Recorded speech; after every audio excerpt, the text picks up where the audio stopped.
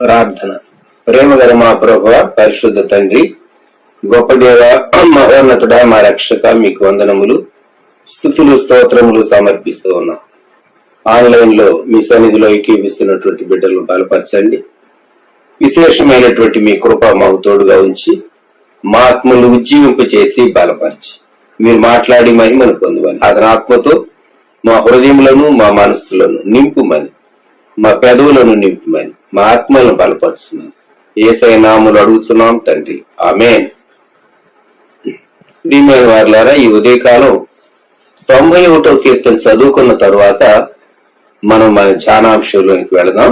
మహోన్నతుని చాటున నివసించువాడే సర్వశక్తుని నీడను విశ్రమించువాడు. ఆయన నాకు ఆశ్రయము, నా కోట, నేను నమ్ముకొను నా దేవుడని నేను యెహోవాను గూర్చి చెప్పుచున్నాను. వేటకాని ఊరిలో నుండి ఆయన నిన్ను విడిపించును, నాశనకరమైన తెగులు రాకుండా నిన్ను రక్షించును. ఆయన తన రెక్కలతో నిన్ను కప్పును, ఆయన రెక్కల క్రింద నీకు ఆశ్రయము కలుగును. ఆయన సత్యము కేడెమును డాలునై ఉన్నది. రాత్రి వేళ కలుగు భయమునకైను, పగటి వేళ ఎగురు బాణమునకైను, చీకట్లో సంచరించు తెగులకైను, మధ్యాహ్నం మందు పాడు చేయి రోగమునకైను నీవు భయపడుకుందు. నీ ప్రక్కను 1000 మంది పడినను, నీ కుడి ప్రక్కన 10,000 మంది కూలినను అపాయము నీ ఎత్తుకు రాదు. నీవు కనులారా చూస్తుండగా భక్తియులకు ప్రతిఫలం కలుగు. యెహోవా, నీవే నా ఆశ్రయమని నీవు మహోన్నతుడైన దేవుని నీకు నివాస స్థలముగా చేసుకుని ఉన్నావు. నీకు అపాయమేమీ రాదు, ఏ తెగులును నీ గుడారమును సమీపించదు. నీ మార్గములన్నింటిలో నిన్ను కాపాడటకు ఆయన నిన్ను గూర్చి తన దూతలకు ఆజ్ఞాపించింది. నీ పాదములకు రాయి తగలకుండా వారు నిన్ను తమ చేతుల మీద ఎత్తి పట్టుకొందురు. నీవు సింహములను నాగుపాములను త్రొక్కెదవు, పద్మసింహములను భుజంగములను అణగద్రొక్కెదవు. అతడు నన్ను ప్రేమించుచున్నాడు గనుక నేను అతని తప్పించేదను. అతడు నా నామం ఎరిగిన వాడు గనుక నేను అతని గనపరచెదను. అతడు నాకు మొరపెట్టగా నేను అతనికి ఉత్తరం ఇచ్చేదను. శ్రమలో నేను అతనికి తోడై ఉండేది.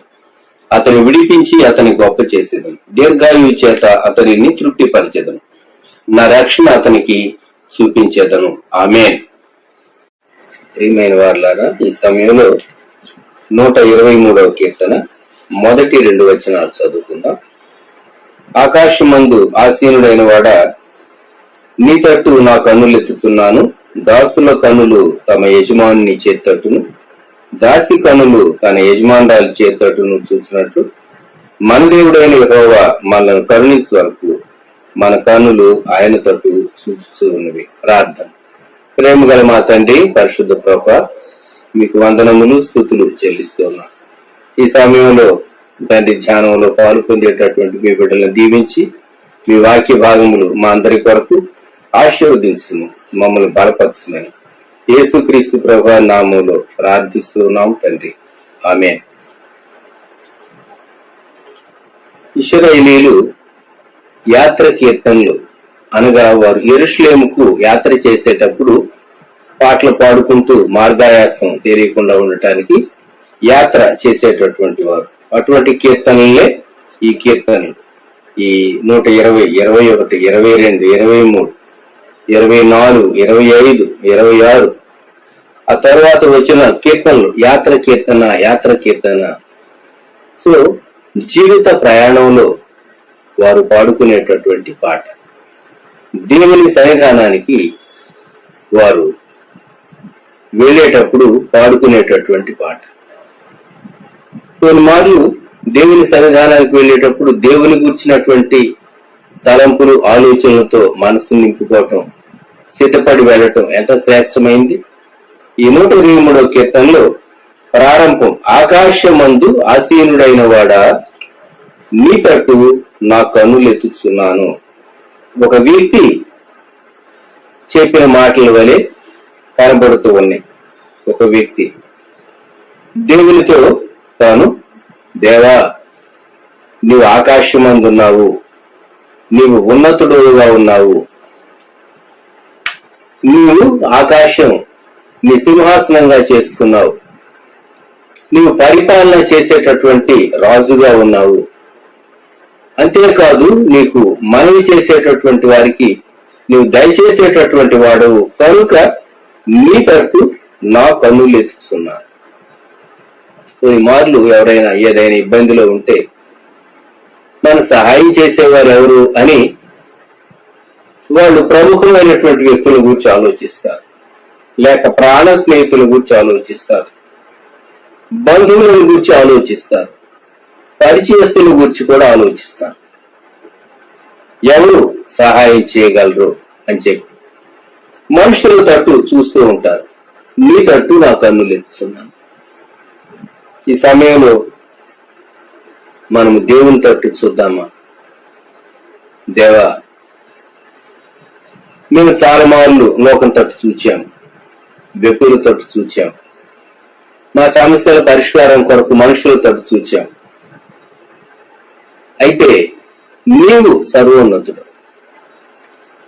కొన్ని మార్లు హెల్ప్ ప్రతి హ్యూమన్ సోర్స్ నుండి ఫెయిల్ అయినప్పుడు మనం అల్టిమేట్ గా ఆకాశం వైపు, దేవుని వైపు కన్నులెత్తవలసిన వారమై ఉన్నాం. లార్డ్, యూ అలోన్, నీవు మాత్రమే దీన్ని చేయగలవు, నీవు మాత్రమే సహాయం చేయగలవు. మన జీవితంలో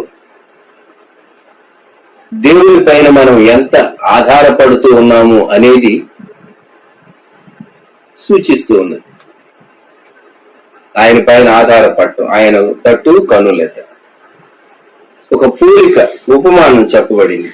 దాసుల కన్నులు తమ యజమానుని చేతి తట్టును, దాసి కన్నులు తన యజమానురాలి చేతి. పూర్వకాలంలో పాత నిబంధనలో దాసులు, దాసరాళ్ళు కుర్మాలు కొనబడిన వారుగా ఉండేవారు, యజమాని యొక్క యజమానురాలి యొక్క ఆస్తిగా ఉండేవారు. కుర్మారులేమో సేవ చేసేవారుగా ఉండేవారు. రెండు విధాలుగా ఉండేటటువంటి వారు. వీరు మరి తమ యజమానుల తట్టు, యజమానురాలి తట్టు చూచేవారు. చూడటంలో కూడా చేతి తట్టు వారు సహాయం చేస్తారని ఆశగా కనిపెట్టుకునేటటువంటి వారు. అలాగూ మన దేవుడైన యెహోవా మనల్ని కరుణించే వరకు మన కనులు ఆయన తట్టు చూచు. కరుణించు వరకు అనే మాట ఉదయకాలం జ్ఞాపకం పెట్టుకుంది. ఎప్పటి వరకు, ఎంతకాలం వరకు? ఆయన కరుణించు వరకు. మన దేవుడైన యెహోవా మనల్ని కరుణించు వరకు. ఉదయకాలం మత్తయి సువార్త 15వ అధ్యాయం 21వ వచనం నుండి 28 వరకు నేను చదువుతాను, గమనించండి మీ బైబిల్స్ లో. Matthew chapter 15 from verse 21. యేసు అక్కడ నుండి బయలుదేరి తూరు సీదోనుల ప్రాంతంలోకి వెళ్ళగా, ఇదిగో ఆ ప్రాంతం నుండి కనాను స్త్రీ ఒకటి వచ్చి, ప్రభువా, దావీదు కుమారుడా, నన్ను కరుణింపుము, నా కుమార్తె దయ్యం పట్టి బహు బాధపడుతున్నదని కేకలు వేశాను. అందుకు ఆయన ఆమెతో ఒక్క మాట ఏమీ చెప్పలేదు. అప్పుడు ఆయన శిష్యులు వచ్చి ఈమె మన వెంబడి వచ్చి కేకలు వేస్తున్నది కనుక ఈమెను పంపిణీ ఆయనను వేడుకొనగా, ఆయన ఇశ్రాయేలు ఇంటి వారై నశించిన గొర్రెల యొద్దకే గాని మరి ఎవరి యొద్దకు నేను పంపబడలేదని. ఆయనను ఆమె వచ్చి ఆయనకు మ్రొక్కి, ప్రభువా, నాకు సహాయం చేయమని అడిగాను. అందుకు ఆయన పిల్లల రొట్టె తీసుకొని కుక్క పిల్లలకు వేయట యుక్తం కాదని చెప్పగా, ఆమె నిజమే ప్రభువా, కుక్క పిల్లలు కూడా తమ యజమానుల బలం మీద నుండి పడు ముక్కలు తిన్ను కదా అని చెప్పాను. అందుకు యేసు, అమ్మ, నీ విశ్వాసము గొప్పది, నీవు కోరినట్టే నీకు అవునుగాక అని ఆమెతో చెప్పాను. ఆ గడియలోనే ఆమె కుమార్తె స్వస్థత నొంది.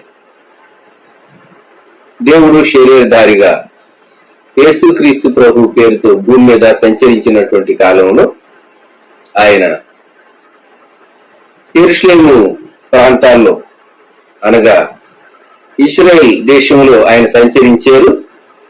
ఆ ప్రక్కన ఉన్నటువంటి తూరు సీదోను ప్రాంతాలు కూడా ఆయన దర్శించాడు అని మనకు అర్థమవుతుంది.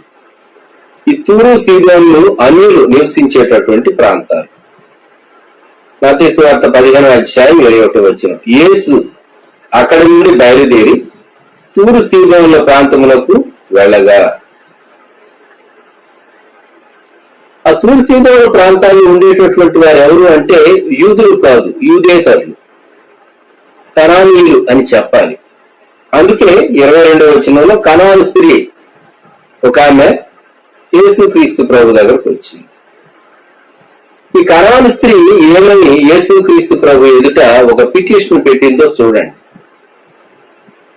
యూదురాలు కాదు, మీరు యేసు ప్రభు యూదుడు, నేను యూదురాల్ని, తనకు యేసు ప్రభు నాకు సహాయం చేయమని అడగటానికి. కానీ ఈమె ప్రభువా, దావీదు కుమారుడా, నన్ను కరుణింపుము అనేటటువంటి మనవితో నా కుమార్తె దయ్యం పట్టి బహు బాధపడుతుందని కేకలు వేశాను. అంటే ఆమె యేసుక్రీస్తు ప్రభు దగ్గరకు రావడానికి ఆమెకి యాక్సెసిబిలిటీ లేదు. యేసుక్రీస్తు ప్రభు చుట్టూ విస్తారమైనటువంటి ప్రజలు గుంపులు ఉండేవారు. ఆయన మాటలు వినటానికి, ఆయన వాళ్ళ స్వస్థత పొందటానికి, ఆయనను చూడటానికి ప్రజలు గుంపులుగా ఆయన ఎక్కడికి సంచరిస్తూ ఉన్నా వచ్చేటటువంటి వారు. అందువల్ల తన స్వరము ఆయనకు వినబడితే ఆయన కరుణిస్తాడని ప్రభువా, దావీదు కుమారుడా అన్నది. యేసుక్రీస్తు ప్రభు దావీదు కుమారుడు, ఆయన దావీదు వంశంలో నుండి వచ్చాడు అనేటటువంటి మాట తండ్రి అయినటువంటి దేవుడు దావీదు సింహాసనాన్ని యేసుక్రీస్తు ప్రభు వారికి ఇవ్వబోతున్నాడని పండితులు గ్రహించలేకపోయారు. ఒక స్త్రీ ప్రభువా, దావీదు కుమారుడా అని కేకలు వేస్తూ ఉన్నది. చూడండి ఎంత చక్కని అవగాహన ఈమెకు.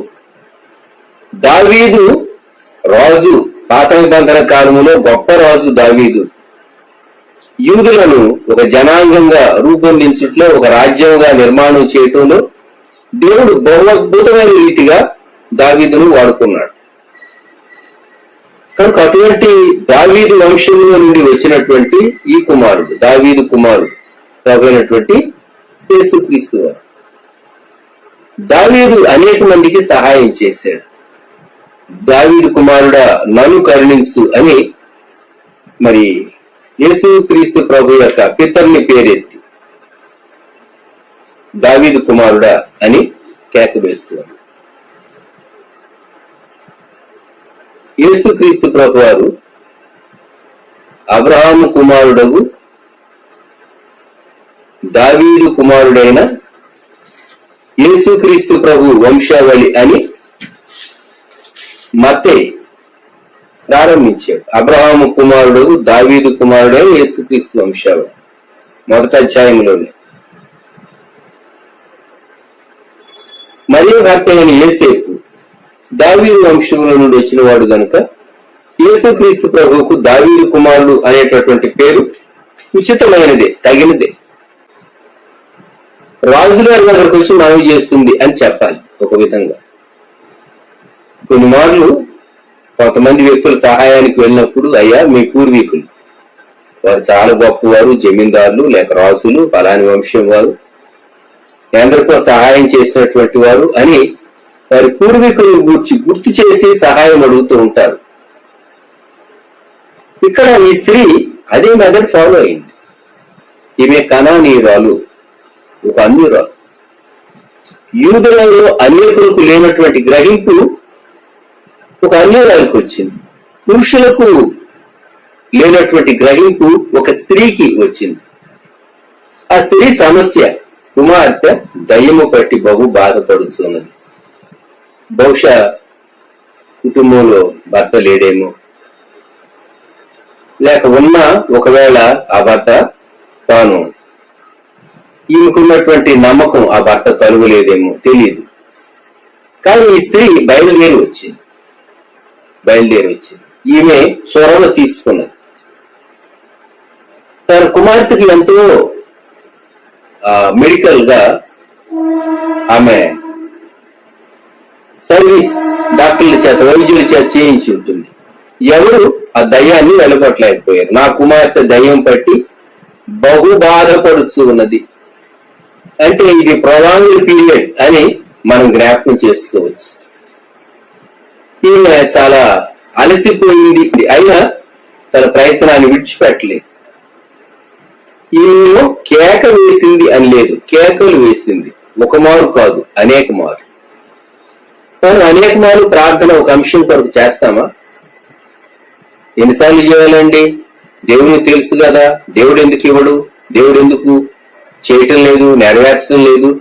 ఎంత ప్రార్థన చేశాను, ఎంత గట్టిగా ప్రార్థన చేశాను, ఎంత ఆశతో నేను కనిపెట్టాను అని కొందరు అంటూ ఉంటారు. అటువంటి వారికి ఈ స్త్రీ ఒక చక్కని మాదిరిగా మనకు కనబడుతున్నది. ఆమె కేకలు వేసింది. ఎప్పటి వరకు? యేసుక్రీస్తు ప్రభు ఆమె యొక్క అంశాన్ని డీల్ చేసే వరకు. మొదట ప్రభు రెస్పాన్స్ ఏంటో చూడండి. మత్తయి సువార్త 15:23. అందుకు ఆయన ఆమెతో ఒక్క మాట ఏనూ చెప్పలేదు. యేసుక్రీస్తు ప్రభు అలా మౌనంగా ఉండటం అనేది చాలా పెక్యులియర్ గా మనకు అనిపిస్తుంది. సహజంగా ఆయన అలా ఉండరు, రెస్పాండ్ అవుతారు. అయితే యేసు ప్రభు వారు ఒక ఉద్దేశంతోనే మౌనంగా ఉన్నాడు. కొన్నిమార్లు దేవుని ఉద్దేశం మనం గ్రహించడం మన పరిమితమైన జ్ఞానానికి మనకు కొంచెం కష్టం అని అనిపిస్తూ ఉంటుంది. దేవుడు ఎందుకు మౌనంగా ఉన్నాడు, దేవుడు ఎందుకు సైలెంట్ గా ఉన్నాడు, దేవుడు ఎందుకు మాట్లాడట్లేదు, దేవుడు ఎందుకు జవాబు ఇవ్వటం లేదు, నేను అరుస్తూ ఉన్నా, కేకలు వేస్తూ ఉన్నా, ప్రార్థన చేస్తూ ఉన్నాను కదా అని మనం అనుకోవచ్చు. ఈ స్త్రీ కేకలు వేస్తుంది, అయితే ప్రభు మౌనంగా ఉన్నాడు. శిష్యులు అడిగారు, యేసు ప్రభు ఆమె అడిగింది ఏదో చేసేసేసి త్వరగా ఆమెను పంపించేయకూడదా?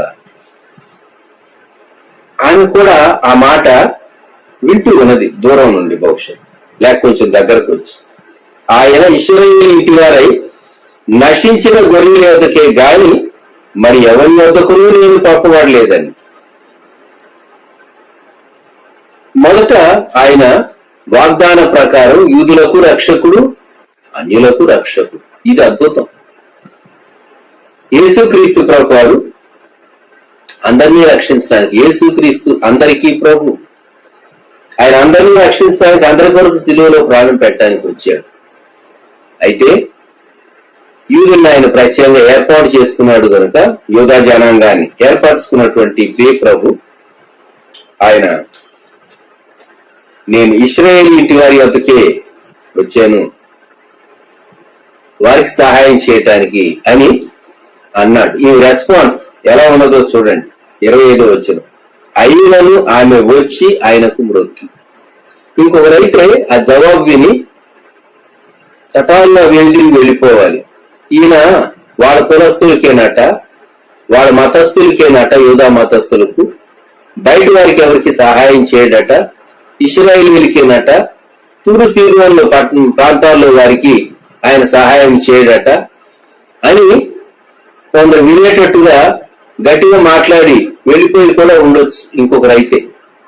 అయితే ఈ స్త్రీ విని వచ్చి ఆయనకు మొక్కుతూ ఉన్నది.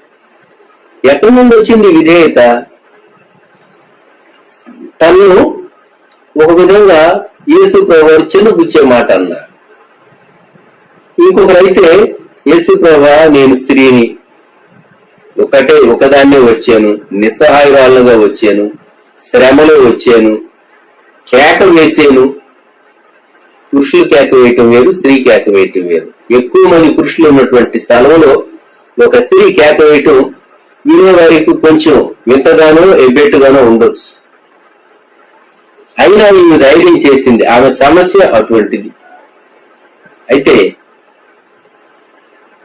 యేసు ప్రభు వారు ఎప్పుడైతే ఈ స్టేట్మెంట్ చెప్పాడో, నేను ఇశ్రాయేలు కొరకని, ఆమె నెగిటివ్ గా రెస్పాండ్ అయి ఉండాలి.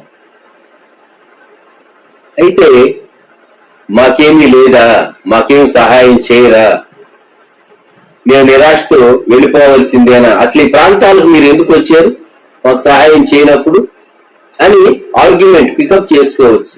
లేక ఇతరుల ముందు విమర్శనాత్మకంగా మాట్లాడి వెళ్ళిపోవచ్చు. నేను ఎంతో గంపెడ ఆశతో వచ్చాను, నా ఆశ నిరాశ అయింది అనేసేసి వెళ్ళిపోవచ్చు. ఈ స్త్రీ యేసు ప్రభు వారికి మొక్కింది, ప్రభువా నాకు సహాయం చేయి. ఎవరు చెప్పగలరు ఈ మాట? గమనించండి, కొన్ని మార్లు మనం ఎంత ప్రార్థన చేస్తూ ఉన్నా డోర్ ఓపెన్ కాదు, ఎంత ప్రార్థన చేస్తూ ఉన్నా మన సమస్య పరిష్కారం కాదు.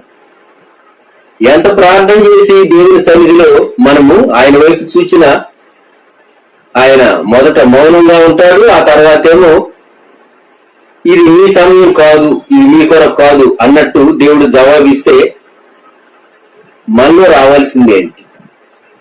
ఒకటి, విధేయత రావాలి, ఆయనకు మ్రొక్కి. 2, మరలా మనం ప్రార్థించాలి. ప్రభా నాకు సహాయం చేయమని స్త్రీ అడిగింది. ఇప్పుడు ప్రభు ఏమన్నాడు? అందుకు ఆయన పిల్లల రొట్టె తీసుకుని కుక్క పిల్లలకు వేయటం ఉత్తమం కాదు.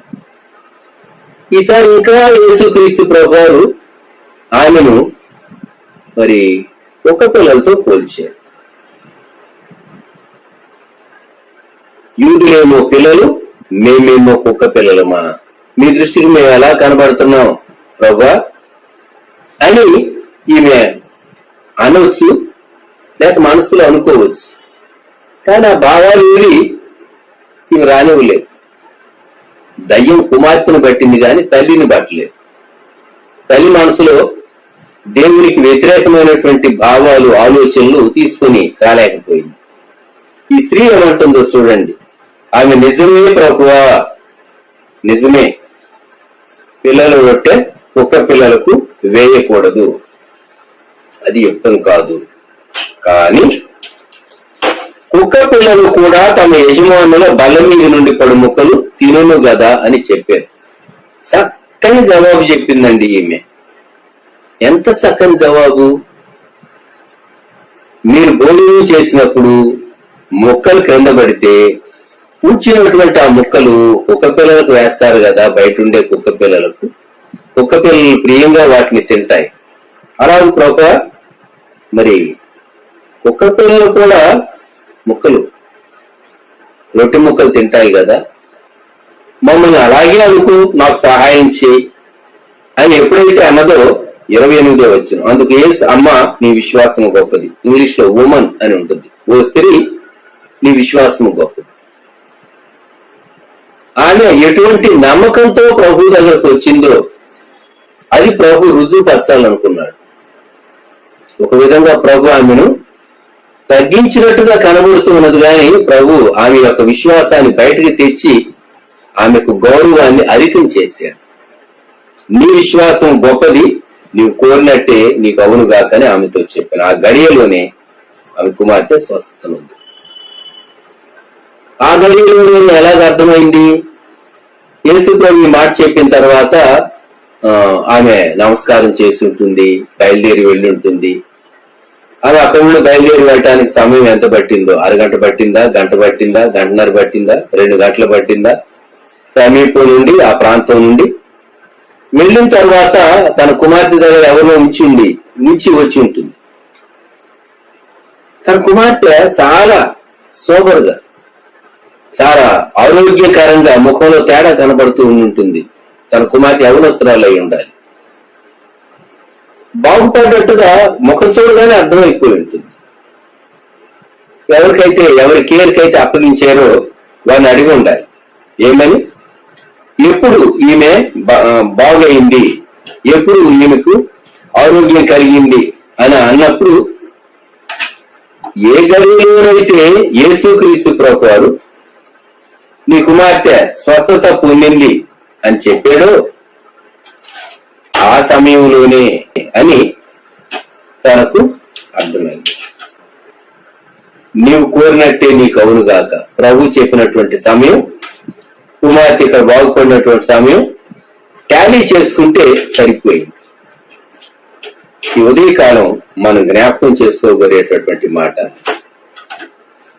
మన ప్రభు మన సమస్య సరిచేయటానికి, మన కుటుంబీకుల యొక్క సమస్య సరిచేయటానికి ఆయన ఇష్టం కలిగి ఉన్నాడు. అయితే ఆయన ఒక చిన్న పరీక్ష పెడతాడు మనకు.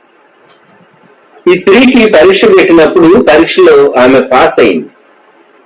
ఆమెలో ఎటువంటి నమ్మకం, ఎటువంటి విశ్వాసం ఉన్నదో దేవుని పట్ల, వదలని సడలని విశ్వాసం. ఒకవేళ చిన్న బుచ్చినా కూడాను ఆమె ఫీల్ కాకుండా ఆమె అదే విశ్వాసాన్ని కనుగరిచింది తన మనవి నెరవేరే వరకు.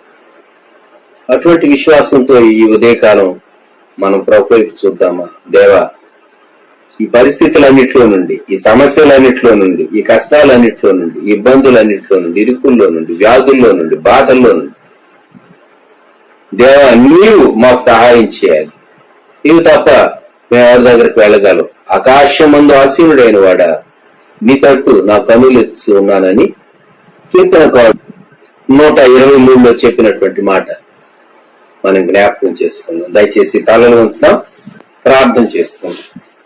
ప్రేమగల మా తండ్రి, పరిశుద్ధ ప్రభువా, గొప్ప రక్షక మా దేవ, మీకు వందనములు, స్తోత్రము. ఈ సమయంలో మేము అనేక మనవులు కలిగి ఉన్నాం, నెరవేర్చబడవలసినటువంటి అనేక అంశములు కలిగి ఉన్నాం. కానీ దాని కొరకైన చాలినంత విశ్వాసం మా అంతరంగంలో ఉన్నదో లేదో మేము చూసుకోవడానికి కృప దయచేయండి.